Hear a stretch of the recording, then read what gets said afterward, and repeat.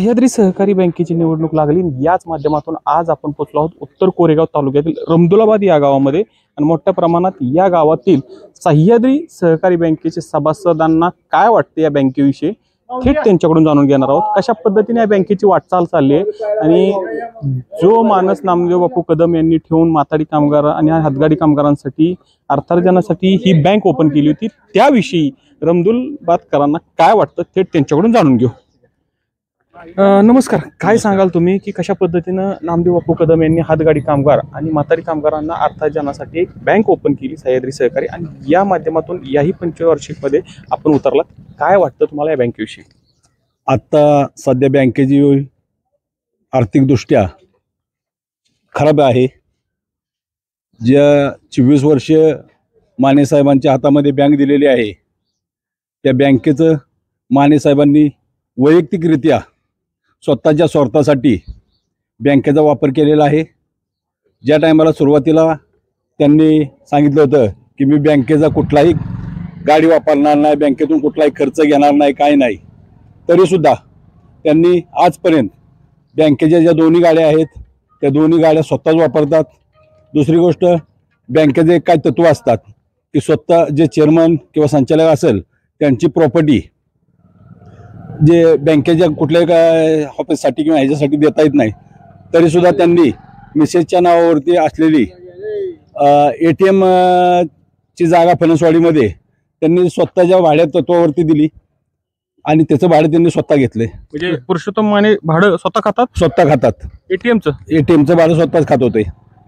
दुसरी गोष्ट, सातारा रोडला जी ब्रँच होती ती सातारा रोडची ब्रँच त्यांनी सातारला हलवली। त्या बँकेचं भाडं 30 वर्षाच्या करारावरती जी भाडं त्यांनी दिलंय ती त्या 30 वर्षाच्या भाड्यामध्ये स्वतःची बँकेची जागा आली असती, पण ह्यांना ती जागा नको होती। एवढं मोठ्या प्रमाणात भाडं दिलं त्यांनी? हो, 70-75 लाख रुपये भाडं त्यांनी एक वन टाइम दिलेलं आहे। मग तेवढ्या ह्याच्यामध्ये स्वतःची बँकेची इमारत झाली असती, तरी पण त्यांनी तसं न करता मग ह्याच्यामध्ये काहीतरी स्वार्थ आहे। दुसरी गोष्ट, कामगारांना कर्ज मागायला गेलं तर आता माझंच उदाहरण देतो मी स्वतःचं। मी ज्या टायमाला माझं पगार चांगलं होतं, सगळं चांगलं होतं, मी कर्जाची मागणी केली त्या टायमाला पाटणकर बँकेत मॅनेजर म्हणून होते। त्यांनी मला सांगितलं की तुम्ही साहेबांना जाऊन भेटा। साहेबांच्या तिथं गेलो, साहेबांनी मला 1 तासभर बाहेर बसून ठेवलं, आत घेतलंच नाही। त्याच्यानंतर मी डायरेक्ट दरवाजा उघडला आत गेलो, त्यांना विचारलं बाबा असं असं माझं कर्जाचा अर्ज आहे, तुम्ही काय मला कर्ज देऊ शकत नाही? म्हटले बँक कर्ज देते, मी कर्ज देत नाही, बँकेत जाऊन तिथं विचारा। कोण असं म्हणलं? पुरुषोत्तम माने। त्याच्यानंतर मी परत बँकेत गेलो, पाटणकरला म्हणलं मी कामगार आहे, माझं काय जामीनदार चांगले आहेत, स्ट्रॉंग आहेत, माझं इन्कम चांगले, तरी पण मला का कर्ज देता येत नाही? मी त्याच्यावरती ते पाटणकरचा माझा वादविवाद झाला। पाटणकरनी मला सांगितलं की 2 दिवस थांबा, मी काही ना काहीतरी व्यवस्था करून तुम्हाला पैसे द्यायची व्यवस्था करतो। तर त्याच्यानंतर पाटणकर साहेबांनी मला 2 दिवसामध्ये ती कर्जाची व्यवस्था केली, पण ह्या महाशयांनी ते सांगितलं नाहीये। दुसरी गोष्ट, आज बँक ज्या टायमाला जयवंतप्पांच्याकडे होती, जयवंतप्पांच्याकडे बँक असताना चांगल्या पद्धतीने बँक चालली होती। जयवंतप्पा काय शिकलेले नव्हते, जयवंतदादा शिकलेले नव्हते, नामदेव बापू शिकलेले नव्हते, तरी सुद्धा बँक चांगली चालवली होती। आणि हे माशेच्या ताब्यात आल्यानंतर बँकेचं पार वाटोळं केलं। आता त्यांनी कालच्या कांदिवलीच्या सभेमध्ये त्यांनी असं सांगितलं की आता जे समोरचे पॅनल आहे त्याच्यामध्ये सक्षम असा कोण माणूस आहे बँक चालवण्यासारखा, तसं मला सांगा, मी त्याच्या हातात बँक देतो। आपण तुम्ही सक्षम होता, 24 वर्ष जर तुम्ही जर बँक चालवण्याचं सक्षम होता तर बँकेचं वाटोळं का झालं याचं पहिलं तुम्ही उत्तर द्या। सक्षम आहे का नाही ते आम्ही ठरवू। आणि परत आता काय काय ठिकाणी म्हणतात की माझ्या हातात 5 वर्ष द्या, मी बँक चांगली सुधारतो। 24 वर्षात तुम्हाला बँक सुधारवता नाही आली तर आता 5 वर्षात काय सुधारवणार आहे? तर एक बार बदल करा सर्वांनी। माझं सर्व मतदारांना विनंती आहे की आपण येणाऱ्या 18 तारखेला सह्याद्री परिवाराच्या पाठीमागं खंबीरपणे उभं राहून आपण कबशी हे चिन्ह आहे, या कबशी चिन्हाच्या पुढं 13 उमेदवारांना आपण मतदान करून निवडून द्यावं हे आपल्याला सर्वांना। तुम्ही काय सांगाल? तुम्ही ज्येष्ठ सभासद आहे, काय वाटतं तुम्हाला? संचालक आहे तुम्ही, काय वाटतं तुम्हाला सह्याद्री सहकारी बँकेविषयी? त्यांनी सांगितलं की मनमानी कारभार चालतो, कर्ज यांची अवपत असताना कर्ज नाकारण्यात आलं, तुम्ही काय सांगाल याबाबत? 1968 साली सह्याद्री बँकेची स्थापना झाल्यापासूनचं फाउंडेशन मेंबर आम्ही आहे. आणि असं असताना 2001 मध्ये आमच्यामध्ये काही थोडंसं राजकीय मतभेद झाले. पुण्या मानेशेटला आम्ही राजकारणात आणलं की कुठेतरी कोरेगाव तालुक्यातील सातारा जिल्ह्यातील एक उद्योगपती आणि रक्त वाढणाऱ्या कामगारांचं काहीतरी भलं करेल म्हणून या पुरुषोत्तम शेटच्या ताब्यामध्ये माजी आमदार शंकरराव जगताप यांनी सुद्धा त्यात भाग घेऊन पुरुषोत्तम शेटच्या पाठीमागे आम्हा सर्व सातारा जिल्ह्यातील सर्व लोकांना उभं केलं. आणि 2001 पासून त्या 2025 पर्यंत त्यांच्या हातात कारभार होता. 2001 ते 2012 पर्यंत मी त्या सह्याद्री बँकेचा डायरेक्टर होतो. पण कुठलंही काम करताना संचालकाला न बोलणे म्हणून मी त्याच वेळेला त्या बँकेतून बाहेर पडलो. ते आजपर्यंत मी या बँकेचं पाऊल सुद्धा घेतलेलं नाही, उचललेलं नाही. म्हणजे थोडक्यात एकतर्फी कारभार चालायचा का, कारभार एकाधिकारशाही चालायची त्या बँकेत? कुठल्याही संचालकाला काही बोलून द्यायचं नाही. कुठल्या संचालकाने एखादं जवळचं कर्ज आणलं तर त्याचं ते कर्ज पास करायचं नाही. अशा तऱ्हेने मनमानी कारभार करून सह्याद्री बँकेची वाहत केलेली आहे. म्हणून आम्ही आता सर्वजण एकत्र येऊन या सह्याद्री बँकेच्या नावासाठी नावाजलेली बँक सह्याद्री बँक सातारा जिल्ह्याची ओळख म्हणून आम्ही सर्वजण या बँकेला एकत्र आलेलो आहे. मागील मतभेद सगळं सोडून आम्ही सर्व एकत्र आलो आहे आणि सह्याद्री परिवार परिवर्तन पॅनल टाकून आम्ही आता कामाला लागलेलो आहे. आणि ह्या गरीब कामगाराला परमेश्वर योग्य न्याय देईल असं नक्की आमच्या मनात आहे. बापू, तुम्ही काय सांगाल, कशा पद्धतीने तुम्ही एक लोकप्रतिनिधी कोरेगाव तालुक्याचं लोकप्रतिनिधी केले तुम्ही सभापती या माध्यमातून, काय सांगाल? सह्याद्री परिवार पॅनलच्या माध्यमातून ह्यांनी एक खंत व्यक्त केली की अशा पद्धतीने एकाधिकारशाही चालते बँकेमध्ये. काय सांगाल थोडक्यात, तुम्हाला काय वाटतं? मूळतः सह्याद्री सहकारी बँकेमध्ये पूर्वीच्या कालावधीमध्ये जे चेअरमन होऊन गेलेले आहेत त्यांचं शिक्षण आणि त्यांचा बँकिंग क्षेत्रातला अभ्यास ह्या सगळ्या गोष्टीचा विचार करून 24 वर्षापूर्वी आम्ही ज्या उद्देशानं मान्य शेठ यांच्याकडे ही बँक सुपूर्द करण्यासाठी ताकद लावली त्यावेळेला पूर्णतः आम्ही त्यांच्या पाठीशी होतो. त्यावेळेला त्यांना सहकार्य केलं आणि त्या सहकार्याच्या माध्यमातून ती सह्याद्री सहकारी बँक मानेसाहेबांच्या ताब्यामध्ये आली. मात्र ज्या उद्देशानं आम्ही ही बँक एका सुशिक्षित माणसाकडे दिली होती तो उद्देश आजचा ताळेबंद पाहता तो उद्देश सफल झालाय असं आम्हाला मतदारांना वाटत नाही. आणि त्यामुळं सह्याद्री सहकारी बँकेच्या कामकाजामध्ये मानेसाहेब सध्याच्या स्थितीमध्ये तरी फेल आहेत असं मी या ठिकाणी आवर्जून सांगू शकतो. तुम्ही काय सांगाल? तुम्ही ज्येष्ठ यामध्ये मोठ्या प्रमाणात वाताहत झाली ह्यांनी सांगितलं सह्याद्री बँकेची गेली 24 वर्ष मानेशेटकडे ही बँक आहे. तुम्हाला काय वाटतं एक ज्येष्ठ सभासद म्हणून? आता होऊ घातलेल्या सह्याद्री बँकेच्या निवडणुकीत 2 पॅनेल समोरासमोर आहेत. परंतु मला असं वाटते की जे विद्यमान चेअरमन आहेत ते सपशेल या बँकेला न्याय देऊ शकले नाहीत. आणि माझं स्वतःचं असं उदाहरण आहे, ज्यावेळी सर्व्हिसला या बँकेत कामगार म्हणून लोक लागायची होती त्यावेळेस मला पण त्यांनी आश्वासन दिलं की तुमच्या गावातला एक तरी मुलगा मी तिथं लावेन. आणि त्या धर्तीवर त्यांना गाव पातळीवर संघर्ष करून आम्ही ताकद उभी केली. आणि त्यानंतर आमचं त्या विषयी बोलणं झालं की एकतरी चिकटावा गावातला कुणी असो ते म्हटलं तुमच्याच पुतण्या लाव. शेवटपर्यंत मला खेळवलं आणि शेवटच्या वेळेस म्हटलं ते आपल्या हातात नसतं, ते वरचे ठरवतात. कोण असते ती? कॉन्ट्रॅक्टर किंवा जी एजन्सी दिलेली असते एजन्सी मार्फत ते ठरवतात. मी परत त्यांची गाठ घेतली, एजन्सी ठरवते तर तुमच्या संचालकांची मुलं का लागली तिथं हा त्यांना सवाल केला. त्यांनी निरुत्तर झालं. त्यावेळेस मी आवाज वाढवून त्यांना बोललो समोरासमोर.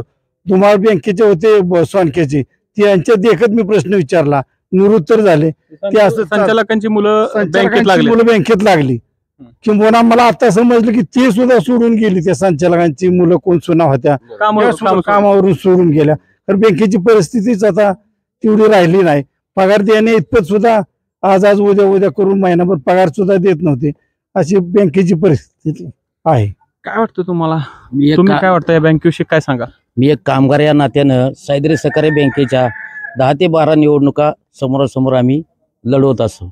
पण त्या काळामध्ये ज्यावेळेस पहिले नामदेवराव बापू या 88 सालापासून नामदेवराव बापू चेअरमन होते. नंतर त्यांचं निधन झाल्यानंतर गुलाबराव कपडे यांच्याकडे बँक गेली. त्यानंतर ती परत जयवंतदादांच्याकडे आली. जयवंतदादानंतर जयवंतआप्पांच्याकडे आली. जयवंतआप्पांना कुठेतरी मानसिक त्रास देऊन ती बँक त्यांना स्वतःचा सर्वांना भूलतापा देऊन स्वतःच्या ताब्यात घेतली. त्या दिवसापासून त्यांना ठरवलं होतं की कामगारांची बँक सर्व कामगारांच्या संस्था कामगारांच्या हातात राहाव्या. पण ह्या महाशयाने काय टगेगिरी हाताशी धरून लोकांना एकमेकाचे कान भरून लोकांच्या कार्यकर्त्यांच्यात भांडणं लावण्याचा प्रयत्न करून सर्व संस्था स्वतःच्या हातात ताब्यात घ्यायचा प्रयत्न केला. नंतर त्यांना हळूहळू सर्व कामगार जे कामगार असतील ते बाजूला सारत कधी अशोकराव फाळके यांना बाजूला सारलं, कधी जयवंतदादांना बाजूला सारलं. नंतर आम्ही 1912 साली असा बंड तयार केला. त्या बंडामध्ये आम्ही एक आवर्जून त्यांना विनंती केली होती की आमच्या हेमंतराव निंबाळकर यांना तुम्ही तिकीट द्या, एक कामगारांचा मुलगा आहे म्हणून आम्ही भावनिक या दृष्टीने गेलो होतो तिकडे. पण त्यांना तशी माणसं नको आहेत. त्यांना दादर या ठिकाणी मिटिंग होऊन त्यांना सांगितलं की आम्हाला तुम्हाला उमेदवारी देत आहेत म्हणून आम्ही त्या गटातून बाजूला निघालो. आणि त्यावेळेला आम्हाला कळलं की ह्यांना अशी लोक चांगली नकोत, ज्या संस्था चालवणारी लोक त्यांना त्यांच्याजवळ नकोत. याचं कारण एकच होतं की कामगारांना दिलेले शब्द ते पाळत नव्हते. फक्त कॅबिनमध्ये बोलवायचे आणि प्रत्येकाला सांगायचे तो काय करतो, तुझ्या गावात काय चाललंय, तो कसा आहे, त्याच्यात भांडणं कार्यकर्त्यांच्यात लावायचं काम त्यांना करतात. त्यांच्यात कानात सांगणारी मंडळी बी भरपूर त्यांच्याजवळ होती. नंतर आम्ही हेमंतराव निंबाळकरांचा गट बाजूला घेऊन आम्ही आपल्या बाजूला निघालो. त्यानंतर हेमंतराव निंबाळकरांना आम्ही घेऊन एक वेगळा गट तयार करायचा प्रयत्न केला भरपूर. मग आमचे पाठीशी गट करून कुठंतरी हाताशी मिळून त्यांना दुसऱ्या गटात आम्हाला सामील करून घेऊन त्यांना आमचा त्यावेळेला मोठा पराजय झाला आम्हाला. कारण वरिष्ठ माणसं त्यांना राजकारणी माणसं त्यांना वर साथ देत असतात. त्यावेळेला आम्ही लहान होतो, त्यावेळेला आम्हाला कळत नव्हतं हे मासे नक्की कोणावर काम करत असतात. ह्यांना कामगारांचं काही पडलं नाही. कामगारांच्या संस्था सह्याद्री बँक असू, कापडबारा बोर्ड असू, कामगार सेवा सोसायटी असू, नाहीतर विशाल हाऊसिंग सोसायटी असू, ज्यावेळी यांच्या हाऊसिंग सोसायटीमध्ये आम्ही त्यांना ज्यावेळी दिली त्यावेळी त्या महाशयांना असं काम केलं की संचालकामध्ये बी भांडणं लावायची, संध्याकाळी बोलवायचे एक जण, सकाळी एकाला एक सांगायचे. मग आम्ही प्रयत्न करून ती कशी तरी ह्यावेळेला आम्ही सुहासराव भोटे असू ह्या लोकांनी आम्ही संस्था हातात घेतली.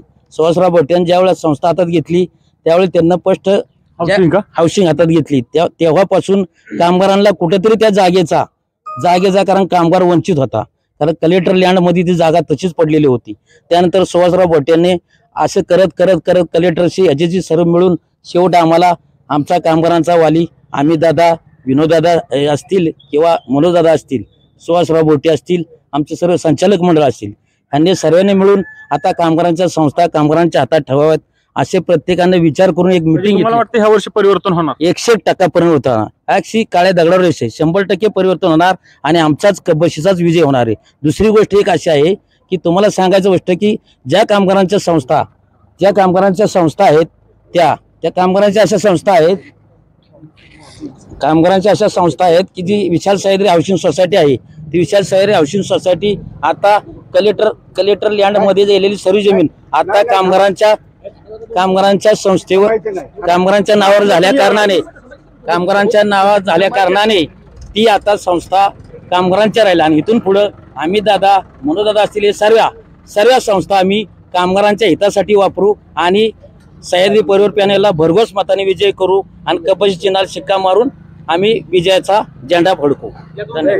काय सांगाल तुम्ही बाबा की तुम्ही ज्येष्ठ आहे या बँकेविषयी तुम्हाला काय वाटतंय? तुम्ही ज्येष्ठ आहे थोडक्यात सभासद, काय सांगाल? थोडक्यात मी सांगतो का जास्तीत सांगतो पण फक्त ऐका.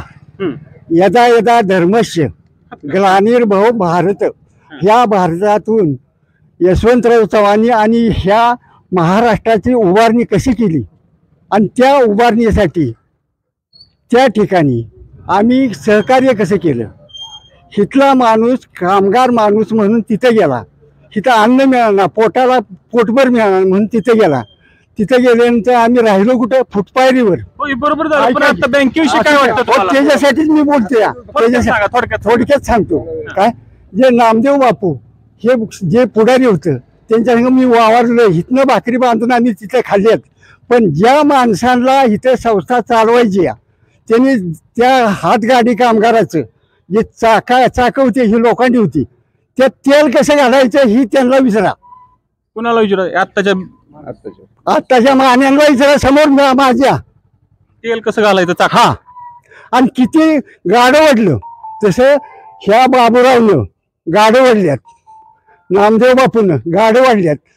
ज्या वेळेला प्रसंग असा आला की व्यापारी यांनी सगळे आम्हाला रात्रीच्या 3 वाजता बाहेर काढलं, त्यावेळेला नामदेव बापूच्या त्या वखारीत आम्ही बाहेर फुटपाथला 300 माणूस बसलं. दुसरा मुद्दा असा आहे, ह्या गावचा सुपुत्र कोण तुम्ही सांगा. इथं जो शिपाई ठेवला होता त्या शिपायाने कमीत कमी शेअर्स हे 150-200 शेअर्स बँकेला भरल्यात. कुणाचं? हातगाडी कामगाराचं. तो माणूस तुकाराम जगताप, त्याचा पाय मोडला म्हणून एकत्र केलं, एकत्र कामगार केले आणि हे संस्था, बँक, कामगार मंडळ हे बनवलं. ह्या वर्षी काय वाटतं तुम्हाला? सह्याद्री कुठे तुम्हाला काय वाटतं ह्या वर्षी सह्याद्री परिवार सहकार पॅनल आहे, आता मला काय सांगायचं, वाटतंय? मी इकडे तोंड करतो, हा हा, तुम्हाला काय वाटतंय तेच घडेल इकडच्या माणसांना. आपल्याबरोबर ज्येष्ठ नागरिक होते, त्याच पद्धतीनं काय सांगाल तुम्ही? थोडक्यात कामगार आहे तुम्ही, सह्याद्री नगरमध्ये काम करतात, थोडक्यात काय सांगाल? मी एक कामगार आहे. 1981चा रजिस्ट्रेशन आहे. बँकेचा सभासद पण त्याच वर्षाचा आहे. तर जे आता ही काय होऊ घातलेली निवडणूक आहे, सह्याद्री परिवार पॅनल यांनी जो हे छापलेलं आहे त्यात प्रश्न काही विचारलेत, त्यांची उत्तरं फक्त त्यांनी द्यावीत. आम्हाला हेच बघा, त्यांना दाखवा पत्रकात लिहिले याला कोण जबाबदार. हे त्यांनी फक्त उत्तरं द्यावीत. ह्या प्रश्नाची उत्तरं दिल्यावर आम्हाला सगळं काही मिळालं. आणि आता येणारा हा विजय कब्बसीचा सह्याद्री पॅनलचाच असणार आहे हे तुम्हाला सांगण्यात येत आहे. काय सांगा? आता आपण होतो दौलताबादमध्ये आणि याच माध्यमातून आता जाणून घेतलं की इथल्या सभासद आणि इथल्या ज्या हातगाडी कामगार आहेत यांच्या व्यथा कशा पद्धतीने बँकेची वाटचाल चालली आहे आणि जो मुख्य मुद्दा होता हातगाडी कामगार आणि म्हातारी कामगार यांना न्याय मिळाला का, खरंच आता आपण थेट रमदौलाबादच्या या ग्राउंड रिपोर्टमध्ये जाणून घेतलं. कॅमेरामॅन आशिष सह मुकुंदराज ठाकरे, रमदौलाबाद.